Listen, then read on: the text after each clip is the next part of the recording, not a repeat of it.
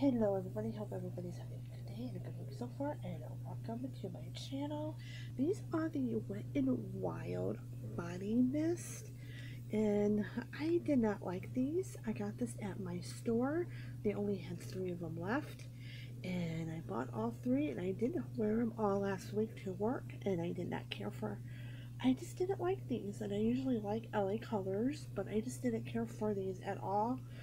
The packaging is very cute. I love the packaging, the pineapple and the the strawberries and stuff. I really like it, but I did not like it just didn't last long.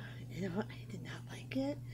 um you had to reapply this stuff, so I am passing it on to somebody. So yeah, I'm just not I'm not in love with these. I don't like these. Hey, it's only $1, but the packaging is stinking cute though.